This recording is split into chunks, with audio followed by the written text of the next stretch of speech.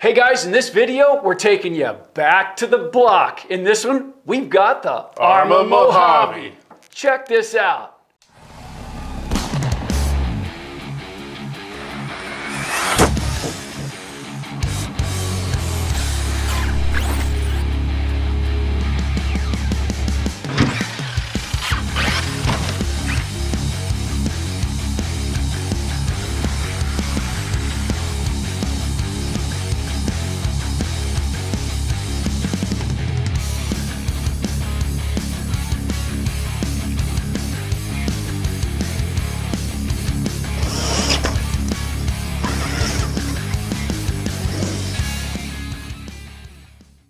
Okay, so let's get the footprint for this program down right away, because if you haven't seen the first one, you've probably never seen this show before. So what we do here is we get a car on the block here and we go over what we've learned with the car. We've got the RTR back here, we've got the EXB up front, and we've both had quite a bit of time with this car, haven't we? It's been a blast. Yeah, it's been a lot of fun. This one is really one of my favorites. In this show, we're going to show you exactly where this places in our list. We'll explain why. We've got some regular questions that we're going to ask, and we're going to answer 1 to 10, and each one gets to vote. That is 5 questions at 10 points apiece. So each of us has our voting tally right here, and we'll go ahead and total that up for you at the end of the video. Also, we have some viewer questions that we're going to ask as we go along and get this done. So let's get started. Okay, so let's get right in with this, and we have 5 questions, and the first one is durability, the second one is handling, third one is versatility, fourth is repairability, and 5 is overall value. What do you think of that? I like them. Okay, so let's get on with this, guys. First off, how durable do you think this car is? I think it's pretty darn durable. I mean, when we took it out right out of the box, I didn't even know what I was doing, and I was punishing it pretty well. Well, okay, so straight out of the box, this leads us right into this. Straight out of the box, when we first unboxed this one's Robert's, and we took it out right out of the get-go, and you ripped it right down the road one direction, came right back and hit a 6x6 post, and it was laying down sideways. It was kind of a little framework around a tree. Right. And he piled straight into it at speed, right? Yeah, and it didn't move. No, it didn't move, and you really didn't break anything on the car either, did you? Just the front loop on that. Oh, the concussion ring behind Yeah. the bumper? Okay, so I think that's that. when that happened. We actually didn't look at it right at that moment. But okay, so here's the funny part of this. We finally got this, put it together, took it to the same location because we wanted to see how things work. And I ran it down the road and I piled into the same board you did. And it didn't break anything either. I really sent it into that and it flew pretty good. And check this out, it's a pretty good segment. We both hit really hard and neither one of the cars broke, and I was really shocked about that. yeah, I was too. I would say though, if we're gonna talk about weak points, right up in here, let's go over here, right up in here, these have always been a weak point, and these are the body mount posts, and you know, you broke several on yours. Yep. And I've broken 1 or 2, but nothing major, and usually I have to really press it, because what I did here is, if you take a close look here, you'll see that there are zip ties here and here. That's because there's carbon fiber underneath this. And we did a video on that, and I show you how to do that in the Mojave body post upgrade video, and I'll put a link for that in the description down below to show you how to do that, because once we did that, we haven't been able to break these at all. Nope, and I've broken them since, and I haven't done this upgrade. Yes. So it's something that Well, I think is... and I've noticed that a lot of people, they break this area in here, which is, they call this the basket. Okay, so the basket, it's kind of a fragile thing, and there's a couple things you can do. Some people put foam in this area, so they tuck it right in here and like zip tie it in or whatever to hold it in place so it'll take some of this up. I haven't really noticed that. I really had to launch mine to break it, but I don't land on the top a whole lot. I don't know if it's driver skill or luck. It could be any of those two, but at the same time, I do have kind of an innate ability to get it down on its wheels. But at the same time, this could be softened up. And one thing that I did learn over my extensive years of doing this is, if you spray some WD-40 on these loops here, it softens the plastic a little bit, makes it a bit more pliable, and perhaps that would keep it from fracturing it. I would take these off the car to do it. I wouldn't spray the areas that we put the carbon fiber under, but I would soak the rest of this and let it soak in for a little bit, and it would soften that plastic a little bit. That would probably prevent these from, they'd probably bend a lot easier than they break. Yeah, I think you're right. I think they're meant to bend actually, but this little thing on the side, The tabs. with the carbon fiber, I think that really needs to be enforced. It really made a huge difference. It did. I mean, you've been I'm still through at replacing least mine. you've been through at least 3 sets, and he's gone through at least 3 sets of these on his, and I haven't really broken one of those. So I did break the basket on this one, but that really took a lot of effort to do. And keep in mind, all those jumps that we did was to test these, and we did it on purpose. We landed it in every wrong direction you could. It's really hard to make yourself do that to a car that you like so much. But for the channel, I figured it was worth it. And of course, we can still repair everything on the car, so it wasn't really detrimental overall. What did it cost us? I think it cost us drive lines here. It cost us new baskets. I wound up changing the front bumper. I wound up changing the rear bumper assembly because we landed every way we could wrong. And it did destroy all that stuff, but that's to be expected under those conditions. Well, yeah, when you're running them hard like that. I mean, And we were hitting the big ramp. Yeah. And so that did make a lot of sense. The top post held up good. This one, unlike the one that comes as the RTR, this one's got a 2250 motor in it. It's got the 185 BLX speed control and a 35 kg servo. And that's pretty much it. We really haven't done anything to the differentials. The basic drivetrain, it's got the stock gearing on it still. I didn't go ahead and change that. So it's about the same speed as this one. I think it might have the edge by just a little, just because the motor spins up just a little higher than yours does. But other than that, it pretty much handles like a stock one. And we've compared it to all kinds of different cars. The one that everyone compares this one to, it seems like, is the UDR.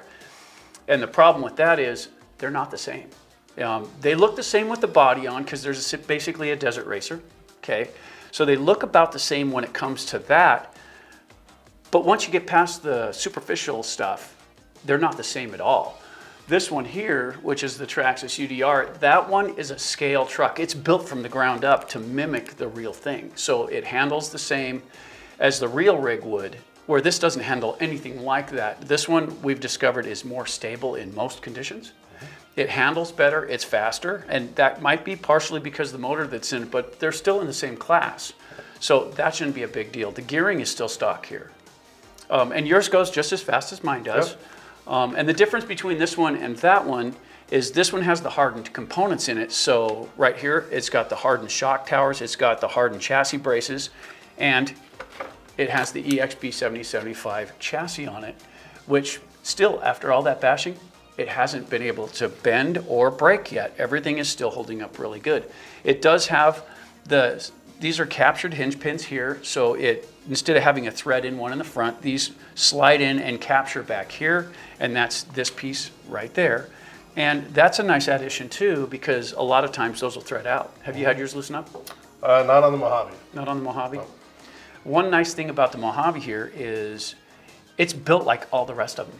As far as that goes, the chassis distance, the width on the arms, and the tires make the big difference between the cars. Basically, this is more or less the same running gear that goes in the Creighton, goes in the Typhon. It's all the same. Chassis distance is different.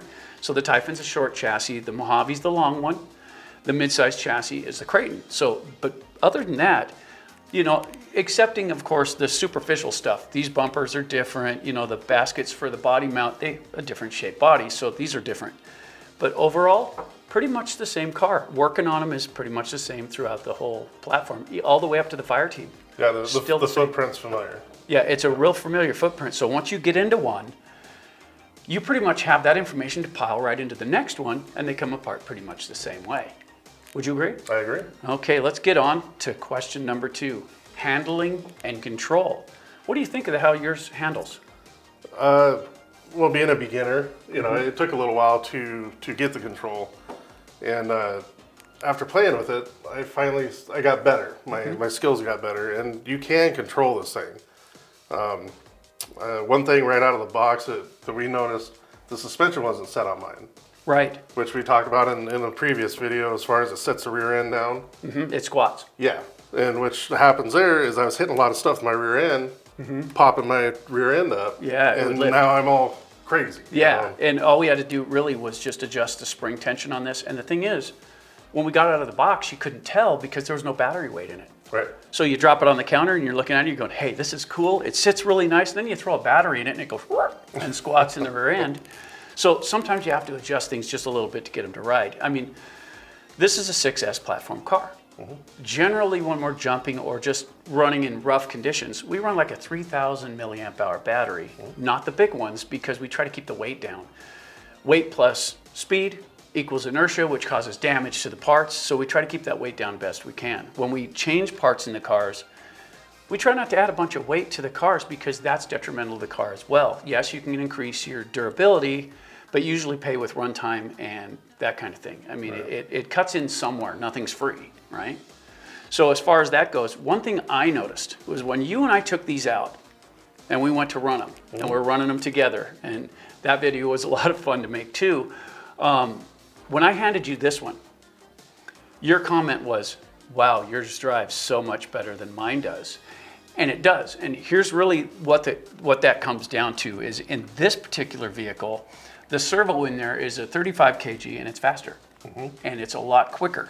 Also, this has the DX5C for the controller, and it has a 6-channel AVC receiver in it. So when I handed that to you, it did exactly what you wanted it to when you wanted it to do it. This come with the stock radio, and that was the STX2. That's a junk radio. It really is. It's the delay between the car and the driver. And I'm starting to notice a difference now. Now that my skills are improving, I'm noticing the delay in this now. Yeah. And I'm excited to hook up a new radio to Well, right out of the box though, you see, when he got this one, he had very little experience, right? Yeah. Okay, so when he first got it, to him it felt normal, didn't it? Yep. You're saying, yeah, this is a good radio and everything, until you run a better radio. Yep.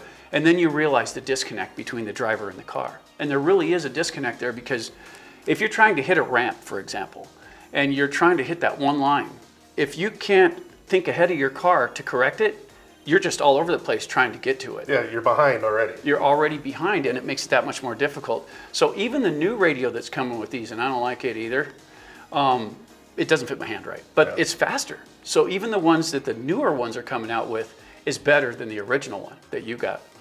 So upgrading that, I think, would make a huge difference. But you did notice the difference in control between the two. Oh, yes. Yeah, and yours is totally capable of that. Really, it's got the same internals, it just doesn't have the hardened components. So yours is just fast, it's got the same differentials in it. And these might have LSD diffs in them, but generally I pull those out. I don't generally leave them in the cars. I haven't messed with the diffs in this one yet, but as soon as I do, those are coming out. And the reason I take those out is it has two problems.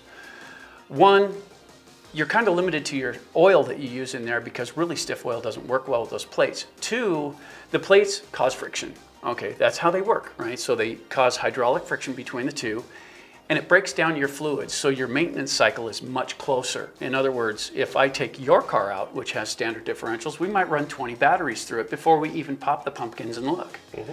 On this one, with the LSD diffs in it, if this has, I don't even remember if this has them right now, but if this had the LSD diffs, I'd have to pop them open at like 7 batteries to make sure that that fluid is changed out, because it breaks it down. It's just like the fluid in the engine of your car.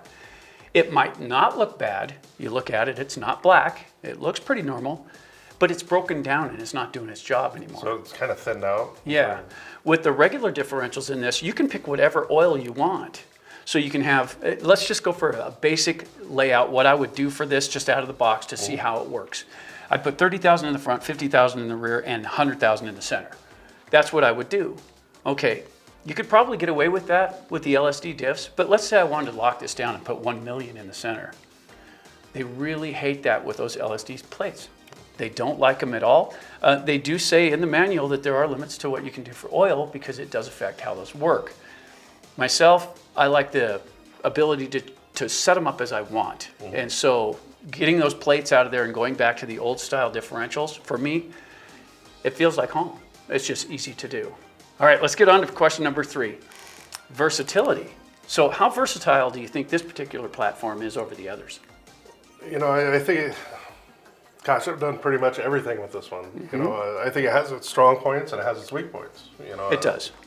I definitely don't think it's a stunt jumper. Well, I think a lot of the versatility for this one comes from the size, though. This is 7th scale. So it's big enough to where you can run it in most terrains. You can run it in nature, you can run it on tracks, you can run through a lot of stuff, but the tires, there's a limit to the size on these tires. So when you get in really big obstacles, This has real limitations when it comes to that. It doesn't have the size tire of a Creighton. It doesn't even come close to an X-Max, which is arguably a bigger car. So like a river bottom would be a challenge. It would, A dry river bottom. well, if you've seen any of the X-Max videos, you've seen me do Creighton bottom driving, and you hit rocks this big, bounce off and bounce over. It's real entertaining to do, where this one would just slam into it and stop. So it does have its limitations for that. Also, these are relatively narrow. I mean, if you take a look at the width here, these aren't the long arms. These are narrow. If you want basically a better controlling version of this as far as control goes, the Fire Team is what you're looking at there, because it's actually the same car. It's got the same chassis. It's got basically everything in here, but it's not the EXB version. It's this one. The difference being it has the Creighton arms on it. It has the Italian outdrive hub, so it's not as wide as it could be. You could gain a 1/4 inch per side by changing the outdrives to the Creighton outdrives too, and get a little more width, give you more stability. But at the same time, this is kind of a narrow footprint, and what that does is, for these desert racers, when you get into a corner and you start to hook a little bit, they roll and cartwheel. Now, the upside to that is the shape of the body generally lands it on its wheels, so you don't have to go walking after it all the time. It does spend probably, I'd say 65% of the time it gets back on its wheels and you can bring it back. You can't say that about any of the other big open-wheeled ones, because upside down, it can't roll over it. The body really gives that an advantage for rolling back over and getting on its wheels. I think that's a really good thing. I do too. So as far as that goes, in traction surfaces, and what we're talking about here is, let's say you just take it out in the yard, just on grass. People don't realize, a lot of people don't, the grass is really high traction, especially when it's about so long. You know, it's not super short, but it's not real long, so you got a lot of resistance. Just normal cut grass is a real high traction situation. So if you come around the corner of the house, for example, now my son-in-law's got a big area. He's got a big grass, and you can go all the way around the house, right? You come out of the front yard and hook down the side of the house and head to the backyard, and you're good, because you start out in the front yard and you don't have your speed all the way up. But when you hook into the backyard, if you don't pedal your throttle a little bit, you're cartwheeling. And once you cartwheel, it'll nose over and it'll do the full endo roll. And it'll go a long ways. Whereas a wider vehicle, like the Creighton, for example, it'll go through that a lot better without flipping over. So this has its limitations for that. So in versatility and high traction situations, like the yard, this is really kind of limited to how fast you can go. And you know another one that suffers from that? The Typhon. Because this basically has the same style arms. They're short arms. It's got about the same, you know, they're not exactly the same, but the Typhon's a narrow vehicle too. So if you come around the same yard and you don't pedal your throttle a little bit, the Typhon will cartwheel and tumble the same way. So it's just a narrow footprint, and that's just the class. But that's partly what gives it its strength too. I mean, we haven't broken. Well, as far as durability goes, yeah, they're super strong. I've never broken a front arm or a rear arm on these either, and we're never afraid to pile it into whatever. But at the same time, we haven't broke one. But I'm just talking about the control, the versatility of it. You know, it's going to cartwheel, it's going to barrel roll way easier than the wider platform, and that's what I was getting at with that. So let's skip right on to question number 4, repairability. How do you like working on yours? Well, everybody knows I've been learning as I go. I mean, I lean on you a lot because you know a lot, and I don't. I've got a little experience. Let's go with that. As far as working on them and listening to you, they're fairly easy to work on.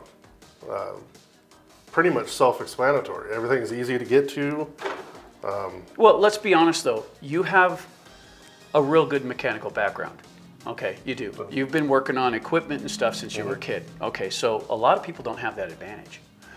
So for us, we're in the construction industry, and we do a lot of wrenching, and we do a lot of working on things, and you have to think yourself around corners a lot of the time. And these are basically shrunk down machines. So if you understand how differentials work and you understand how things go together, it's a lot easier for someone with that background to figure out. If you're new and you know you were raised in wherever your situation is, but you haven't had a whole lot of wrenching experience, this can seem really daunting. Right. And the upside to this is, once you get into it, if you pay attention to how it comes apart, they're real simple to put together. And when you pull the front end apart, not counting the bumper or the shock tower here, because they're different front to rear, but once you get beyond that part, this is the same as that. So it's got the same differential in the front that it has in the back. Pulling them apart, putting the arms on is relatively the same for the arm portion. When you get to the outdrives, the pillow balls are here, and they're right up in here. So the pillow balls are in there. This allows this to swivel. In the back, they're fixed. You can't adjust that. You can adjust the toe a little bit. You can adjust the camber a little bit, but you can't adjust any of that. It's part of it. So that eliminates that issue back here. As far as setting the car up, the manual generally shows you where to set these so that it drives good. And a lot of people will look at the front of this car and go, take a look at that. It's towed out. And they go, hey, that's not even aligned right. Yeah. I thought the same thing. And I've been doing this a long time, and I thought the same thing. So the first thing I did, I got out my wrench and I lined these up. I set it right on the table, lined them up. I said, now it'll drive good. Nope. I was so wrong. And here's the problem. Once they're lined up exactly, you've got a servo running an arm, running arms that run these out to the hubs, right? So there's a lot of movement. See, the servo's not really moving. There's that much movement. Yep. So when you line them up straight and you cruise away from yourself, you'll notice it veers a little to the left or a little to the right. So you trim it out and now it's going straight, and then you play with the wheels and now it's going left or now it's going right. And that's after you've trimmed it. Okay, the problem with that is these need to be towed out some. Okay, and what that does is as it goes straight, it pulls it to center, which allows it to track straight. So once you trim it to straight, it'll find straight because these will pull a little bit in each direction and it'll straighten it out. So it helps balance the car so you can drive it. I had so much trouble driving this thing until I put the arms back to where it was at the factory settings, and then it worked. As far as repairability goes, these are dirt simple to work on once you get the feel for it. And that's the real hard part. Get the feel for it. You know, we try to put out videos that are helpful, show you how things come apart, how you can put it back together. And we do answer the comments. We do answer the comments. As long as we can get to them, we get after them and answer them best we can to try and help you guys stay up and running with these things. And we go all the way from the shock absorbers to the differentials to changing chassis. We do it all for you so that when you get in a situation where you don't know what to do, hopefully one of the videos will walk you through that so that you can keep up and running. So I would give this a really decent look as far as, you know, repairability goes. So now we're on to question 5, and we haven't even got to rate these yet. We're just getting into the questions here. So question 5, overall value. Do you remember what yours cost? I want to say I paid about six and a half. That was when you got that. They're more than that now. Yeah. So they're a little more expensive. Mine was less, but it didn't come with any of the electronics, so I have to add that on top. So Right. I would say average between the two, we're looking at about $750 nowadays to get one of these put together. So for $750, what you get, that's what we're looking at here. This one's cheaper overall because you have to keep in mind that you have to buy the electronics for this one. That's speed control, motor, servo, radio, transmitter. Okay, just the DX3, which is a good radio. I really like that one. I have a lot of those. And the DX3 fits right in this, and it will run the 6-channel receiver. So it has gyro control, but you can put the 2-channel in it as well, no gyro, and it'll still function really well. And technically when we're racing, we're supposed to turn the gyro off anyway, no assist, right?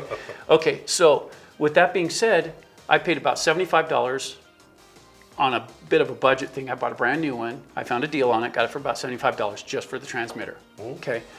The receiver was $90. That's just for the radio set. We were looking at about $40, $45 for the servo. I bought the speed control for, I want to say right around $90 for the speed control.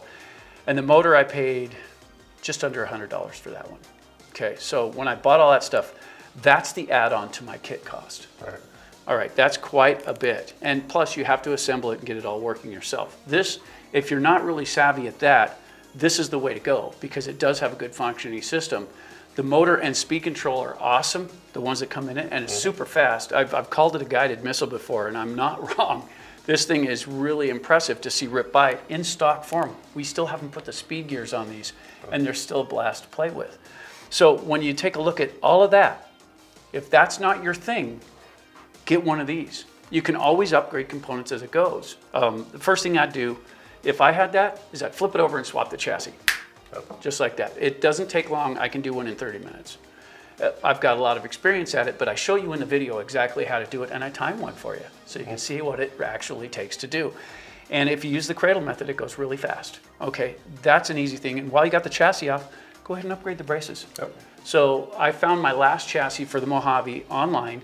for about $50. I think it was $61 with tax and shipping, got it all to the house. So I was less than $100 for the chassis. They were $20 a piece for these. So I'm looking at maybe $120 to stiffen it up. If you're bending shock towers, I bought a set of these for $25. It's a fairly cheap upgrade. That's a cheap upgrade to put the good aluminum in all three places, the chassis, the braces, and the shock towers. And that pretty much eliminates all of your bendable damage as far as the car goes. I mean, it already had the right top brace for it. I did upgrade these to HR top brace end pieces. I did that because I had them, but it didn't need it. I didn't break them. Yeah, I haven't had any issues breaking any of that. Well, on any of mine, I've never broken one of those. But I changed them over to the hot racing ones because one, they looked cool. Yeah. Two, I wanted to see what they did. And they work like they're supposed to, but if the stock ones aren't breaking, there's really no reason to add the extra weight. It wasn't that much, but it was a little extra weight when you go from plastic to aluminum. You're always going to add weight. And when you add weight to the car, you add inertia. And when you add inertia, you add frailty to the parts because you get more impact when you actually hit something. So they balance these things for the tires, the arms, the weight of the internals, the weight of the chassis, and the weight of a potential normal size battery. That's what they're designed for. If you stick a 10,000 milliamp battery in there, you're doubling up your weight in your battery. And when this comes to a sudden stop, it's not the speed that kills, it's those stops at the end that really do the damage. Okay, so that's our overall value. That's what we have for our 5 questions. Let's take a question from one of our viewers here. So this is question 1. Rob, this is for you, okay? Oh. If you had to choose one between the Mojave and the UDR, and you've driven both of them, which one would you pick and why? They're both fun and excellent rigs.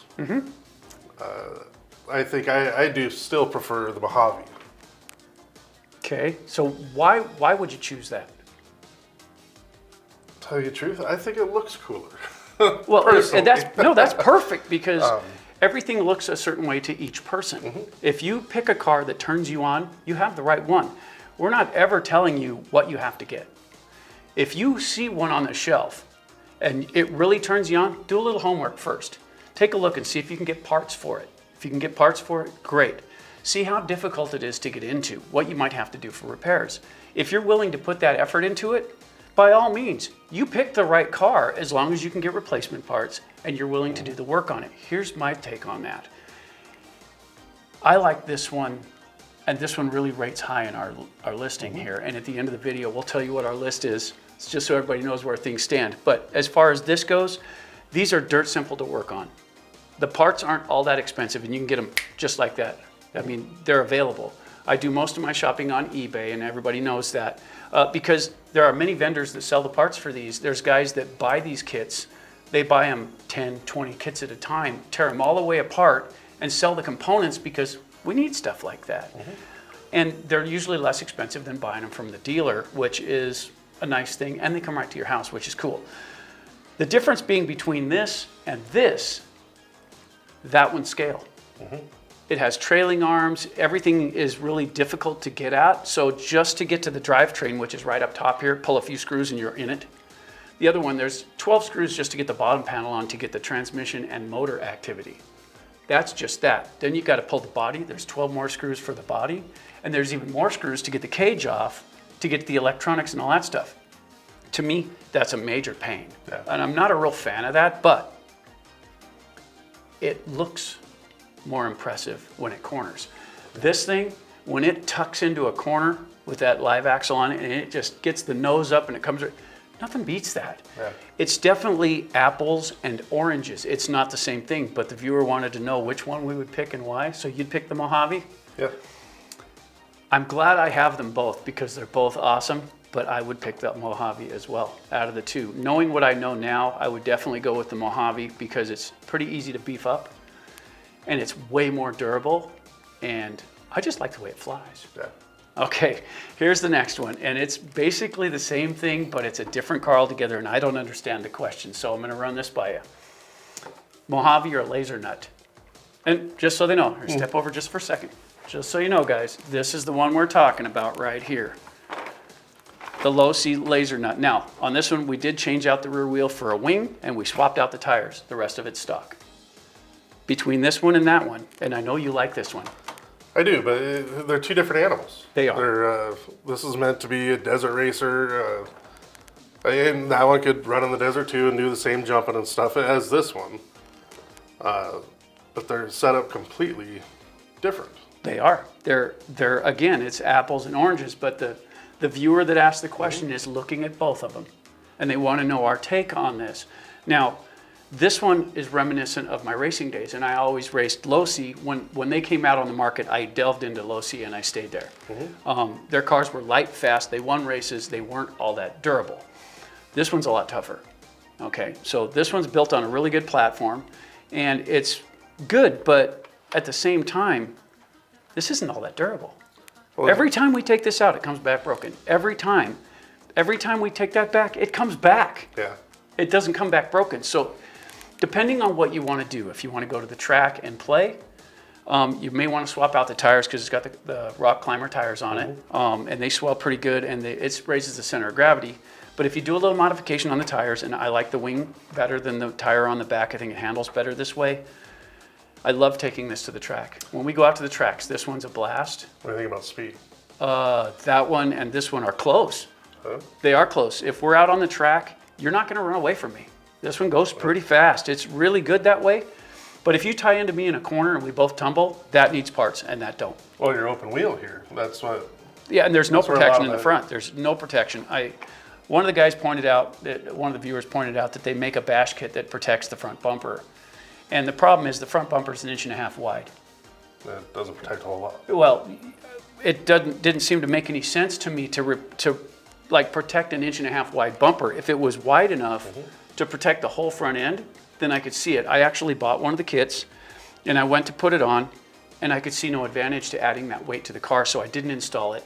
And I'm not trashing on the product. Obviously they broke a few of them, so they think they were necessary. In my situation, I didn't think it was necessary, so I didn't put it on the car.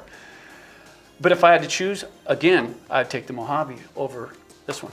Yeah, I'm with you on that one. There you go. So on the next one, we've got one more that's just like that one. You ready? A viewer asked us if you had to choose, if you had to choose between the Mojave and the Creighton EXB, which one would you take? And I'd get the Creighton out. It's sitting right there. I'd get the Creighton out, but everybody knows what it looks like. We don't have to get that off the shelf. But if you had to pick between this one and that one, here you go. Set it right there. They're pulling at my heartstrings here. These are two of my favorite cars. Those are two of your favorites, yeah. And they are of mine as well. I really like these. I did wind up with a bigger version of this.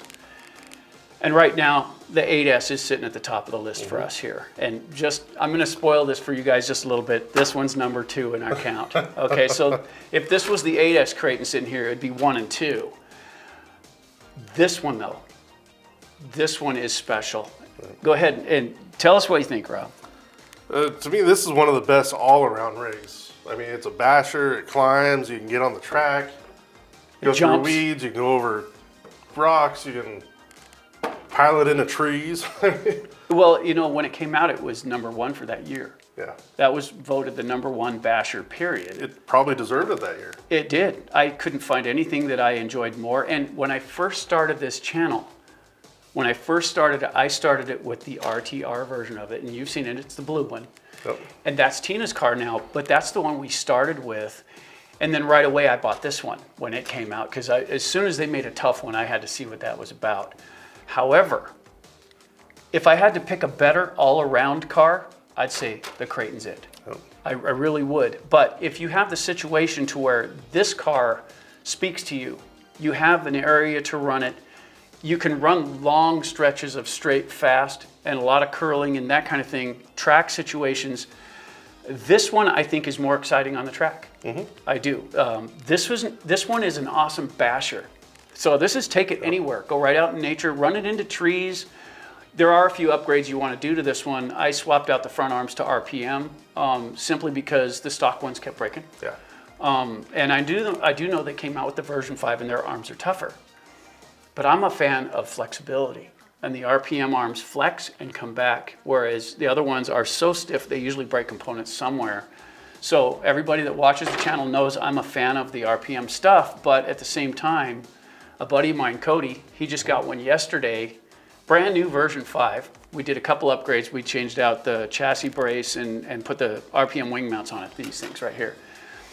And he took it out and he just had an utter blast with it. You can't imagine just the glow on his face. And he was like, thank you for getting me into this. I said, well, dude, I didn't do it, you did. He goes, yeah, but I wouldn't have if you wouldn't have been here. I'm like, do you like what you got? He goes, oh yeah, he's so excited. And that right there makes a world of difference to me. So what it comes down to is, for what this is number 2.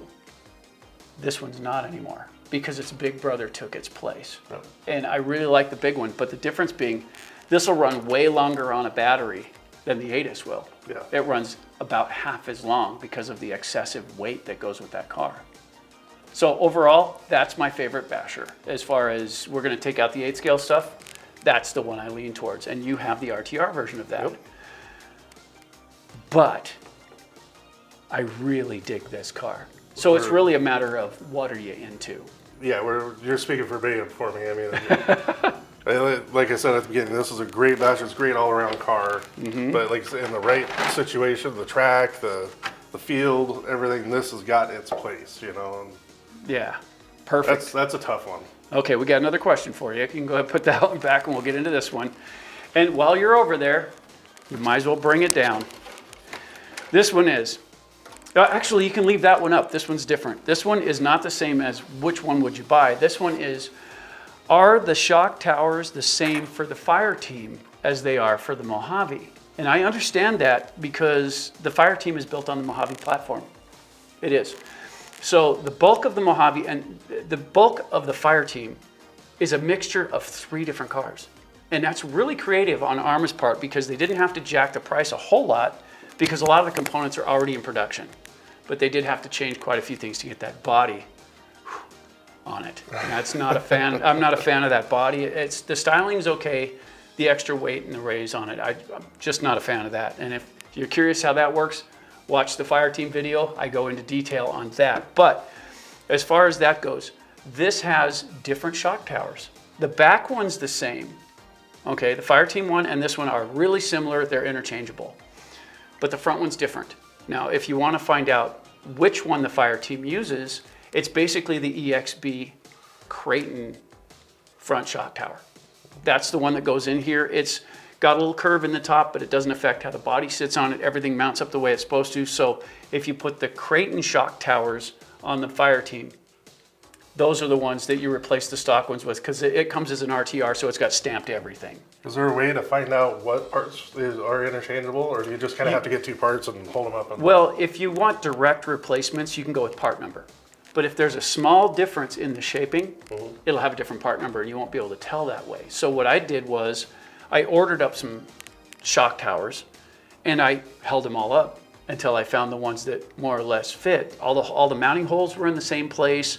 Everything for all of the body braces, they were all in the same place. The overall shape was just a skosh different, but the shocks mounted in the same spot. It mounted on the car in the same way. So I valued that as an interchangeable part. Even though the part numbers are different, it's close enough to where it was interchangeable, and we were able to build that into a Fire Team EXB. And I know some people will say it's not a true EXB, but it has all the EXB parts in it. So in my opinion, it is. If you're worried about whether or not it has the LSD diffs in it, keep in mind, we take those out anyway. So that's not a deal for me. If I yank the LSD diffs out of this and put the standard diffs in it, it's still an EXB. So that's kind of the deal on that one. So those are our 5 questions from the viewers. I hope you guys like the answer to that. Now it's time to vote. So watch this little clip while we get our voting done, and we'll let you know the results when it's over.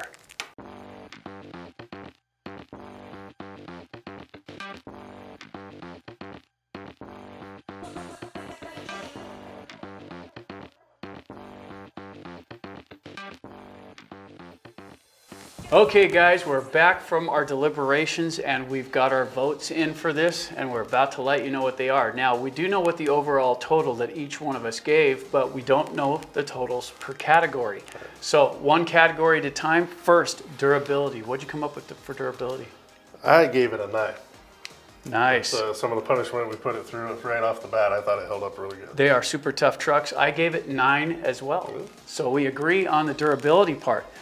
Question number 2, handling control. What do you think? I gave it an 8. You gave it an 8. How come? I think a lot of it is just because I am new to the sport, but it did handle better than anything else that I've driven. And I think some of my inexperience, so I just kind of gave it an 8. Gotcha. I understand that because you spend your time driving this one. Correct. And we haven't upgraded the radio in it, so I understand that 8. I, on the other hand, gave it 9 because this one handles so much better than that one. And I noticed the difference between the two. Yeah, it's just the radio gear that makes the difference in that. The running gear is the same overall, so I gave it 9. Question number 3, versatility. What'd you do for versatility? I did 8 on versatility. Really? Yeah. I do think it's really, really versatile, but like we talked about, it doesn't really go over boulders. It won't really do any hardcore climbing, with rocks and debris, logs and stuff like that. Tends to hit into them. Right. But it does jump, it does race, it goes through fields. It's a dart, like you said. Yeah, definitely a lawn dart. It's excellent that way. I gave it 8 as well. So for, versatility, we both give it 8. So we're seeing things pretty close to eye to eye on that. Question number 4, repairability. What do you think of that? I did another 8. Another 8, really? So why did you go with 8 on repairability when parts are so prevalent and the ability to get into them is a lot simpler than a lot of other cars? Why did you go with 8? Because of the mechanics that I've done on RCs, I'm still learning. Oh, I get it. So, So for you, it still seems a little daunting? Well, just I'm learning. It's Yeah. Somebody that's done it for a long time. They just, Well, and put your hand up. You Oh. have really big fingers. this is kind of a problem too. Mine Little are a screws, bit big more fingers. nimble, right? So for repairability, I gave it 10. Really? I did. I gave it 10 because this is a really simple vehicle to work on. Like I say, I've got smaller digits at the end so I can hang on to things a little better, and I've got a lot of experience with some of the other vehicles. And I really don't care about brand. I don't me care neither. who makes the car. I like the fact that, I'm going to talk about Arrma for a second, but I like the fact that they make a lot of their stuff similar. Team Corrali does the same thing. Their stuff, it just seems like a cheap version of this to me. But at the same time, I haven't had one, so I'm up in the air on that. But as far as that goes, everything is kind of universal between them, so it makes it a lot easier to work from one kit to the other. And in the repairability end of things, since I'm a little more versed in doing it, I would say this one's definitely one of the easier ones to work on, so I give it 10. Awesome. Nice. Now, for the real kicker, overall value. For what you spent for your car, how do you rate that? I gave it a 9. Did you? Yes. The only reason I didn't give it a 10 is because of the radio. And if I hadn't driven this one compared to this one, I wouldn't have known the difference. Right. And that's the thing. If you're new to the hobby and you get one of these that has the lower grade radio in it, it'll seem pretty normal right off the bat because you don't have any frame of reference to go from. But once you get into the higher end radios and that response time is that much quicker and the controllability. Now keep in mind the DX5C has a menu in there and you have to know what all the stuff is, and it can be daunting as well. And the manual's not overly clear about what things do. So you kind of have to play with them to figure it out. Simple radio like the DX3, that's analog controls. You've got knobs to play with. You can set most everything with it. And you have instant brake control and you have gyro control right on the knobs. So if you're fairly new to it, an upgrade for this would be, I would recommend you put a DX3 in yours. The speed between the radios is really quick and the controllability is right there. Easy adjustment on everything. And it does have the power cut down to 50% or 75% or 100% depending on, let's say your nephew wants to run it. You can kick it down to 50%, put a 4S battery in it, and it'll barely crawl across the driveway, but he'll have a fun time doing it, and he can't hurt anybody with it. Right. So as far as that go, for me, overall value, I give it 9 out of 10 for overall value. So Robert's total was 42 for the overall for the car, and keep in mind, best score is 50. I give it 45. I do have the upgraded version from what you have, so the difference in value does make sense there. So the Arrma Mojave totals out at 43.5 on our scale of 1 to 50. So this one rocks. So hey guys, if you haven't already, don't forget to subscribe, like, and share. It's awesome when you do, and don't forget that notification bell to stay informed of upcoming videos like this one. So hey guys, if you have anything you'd like to add to this video, you have any comments whatsoever, please feel free to leave it in the comments down below and help others along the way. For Rob, I'm AJ with AJ Jam Studios saying, keep bashing guys.